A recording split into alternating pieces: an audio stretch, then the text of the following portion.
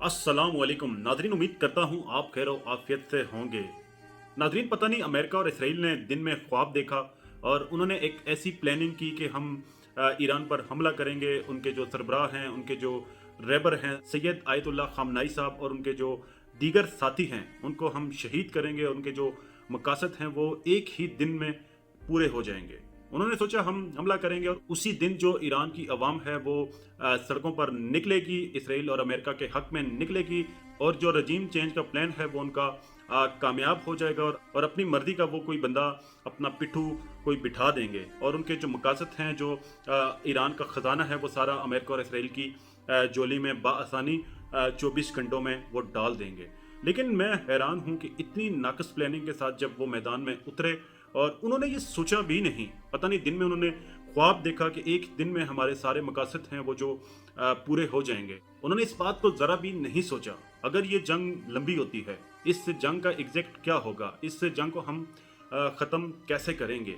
और नाकस प्लानिंग के साथ जब वो मैदान में उतरे, आप यकीन जाने के ईरान की आवाम निकली ज़रूर है, लेकिन अपने जो मुल्क की बका के लिए वो निकले, अपने शोदा से हमदर्दी के लिए वो निकले। और अगर ईरानी अवाम में कुछ थोड़ा बहुत वो उनमें तकसीम थी भी, और वो तकसीम इस हमले के बाद वो ख़त्म हो चुकी है। जो ईरानी लोग हैं वो एक पेज पर आ गए और इसी तरह जो अमेरिका और इसराइल के मकासद थे, वो उनके मकासद जो उनका प्लान ए था वो खाक में मिल गया। उसके बाद मैं कल एक इसराइली मीडिया चैनल है उसकी रिपोर्ट देख रहा था। एक एंकर पर्सन थी, वो कह रही थी कि हमें ये बताया गया था कि हिजबुल्लाह बिल्कुल ख़त्म हो चुकी है और उसके जो हमने 2 चीफ हैं उनको हमने मारा, उनको शहीद किया, उसके बाद हिजबुल्लाह को हमने ख़त्म कर दिया।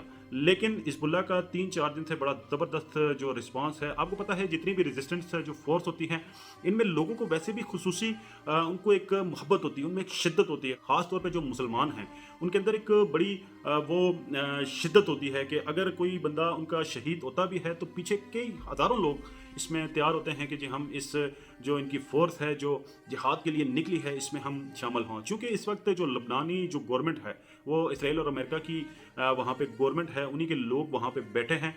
उसके बावजूद भी हिजबुल्लाह ने बड़ा ज़बरदस्त किस्म का अटैक किया और उनकी जो मिसाइल पावर है उसको उन्होंने ज़बरदस्त अंदाज में पिछले 3-4 दिन से इसराइल को मुंह तोड़ उन्होंने जवाब दिया। हालांकि लिबनानी जो गवर्नमेंट है उन्होंने कोशिश की, उनकी आर्मी ने कोशिश की कि हम हिजबुल्लाह के जो असला है, उनकी जो पावर है उसको कम करें, उनको उनके जो मुजाहिदीन हैं उनको हम अरेस्ट करें, लेकिन उनकी ये कोशिश अवामी दबाव की वजह से नाकाम गई और इसी तरह जो इसराइल का ये प्लान था वो भी खाक में मिल गया। उसके बाद आपने देखा कि शाम में उन्होंने अपना रजीम चेंज किया और वो जो उनका बंदा है जुलानी उसको उन्होंने मुसल्लत किया और वहाँ से भी उन्हें कोई ख़ास जिस तरह की वो सोच रहे थे उस तरह का कोई रिस्पांस नहीं आया। और उसके बाद जब ये सारे जो उनके इसराइल और अमेरिका के प्लान नाकाम होने लगे, उन्होंने एक और प्लान बनाया।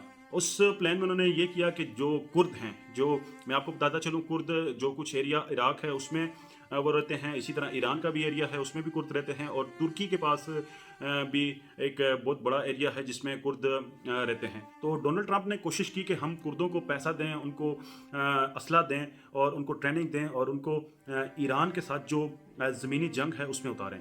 अब मैं हैरान हूँ कि इसराइल को बने तकरीबन 70 साल भी नहीं हुए और इसी तरह आप देखें कि अमेरिका को बने 200 से 250 साल हुए और मैं हैरान हूँ डोनाल्ड ट्रंप को गल्फ़ की तो हिस्ट्री का पता भी नहीं है। उन्हें क्या ईरान की हिस्ट्री का पता होगा जिसकी जो तारीख है वो 5000 साल पुरानी तारीख है और बड़ा ज़बरदस्त मुल्क है और ख़ास तौर पे जो ईरान की आवाम है वो बड़ा ज़बरदस्त जज्बा रखती है।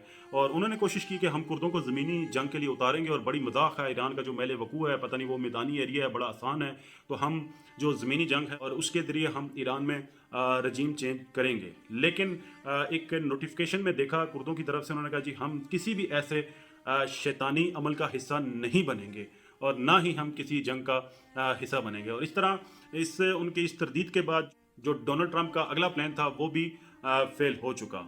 नाजरीन, इस वक्त मैं आपको बताऊं जो इसराइली जो सूरत हाल है, चूँकि इसराइल में कानून बना हुआ है कि वहाँ पे आप जो अटैक होता है, मिसाइल हमला होता है ईरान की जानिब से, आप उसकी वीडियो पोस्ट नहीं कर सकते। अगर कोई सहाफ़ी है, जिस तरह इंटरनेशनल सहाफ़ी हैं या इंडियन मीडिया बहुत ज़्यादा वहाँ पे कवरेज कर रहा है, अगर वो कोई वीडियो पोस्ट भी करते हैं, वो बाकायदा इसराइली जो आर्मी है उनको दिखा के उनकी परमिशन से वो भी उस पॉइंट की वो वीडियो पोस्ट करते हैं जहाँ पे कोई मजलूमियत या जैसे उनका कोई घर तबाह हो। इसी तरह जो उनके डिफेंस के इदारे हैं, उनकी जो आईडीएफ है, मोसाद के जो दफ्तर हैं और बाकी जो दीगर उनके हुकूमती जो घर हैं, महल हैं, दफ्तर हैं, जो भी हैं, वो उसकी कतन उस पे वो सोशल मीडिया पे वो अपलोड वीडियो नहीं होने देते। अगर कोई बंदा या उनका शहरी या दीगर किसी मुल्क का शहरी इस तरह का काम करेगा, उस पर भारी जुर्माना होगा।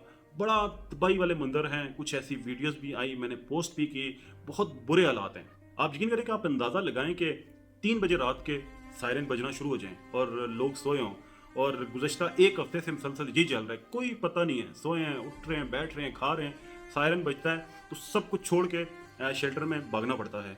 और मेंटली तौर पे वो लोग इंतहाई परेशान हो चुके हैं। और इस जंग को ईरान लंबी भी इसीलिए करना चाहता है, जो ईरान के इस दफ़ा जो मकासद हैं वो लाजमी पूरे करेगा। और ट्रम्प साहब ने जितने भी प्लान किए वो सारे के सारे उनके फेल होते जा रहे हैं। आज की वीडियो बनाने का मकसद जो ट्रम्प साहब ने जो अपनी नाकस प्लानिंग की, जो अपनी नाकस सोच के साथ वो मैदान में उतरे, वो इतना आसान नहीं था। वीडियो को लाइक और शेयर ज़रूर कीजिएगा। अपना ख्याल रखिएगा। अस्सलाम वालेकुम पाकिस्तान।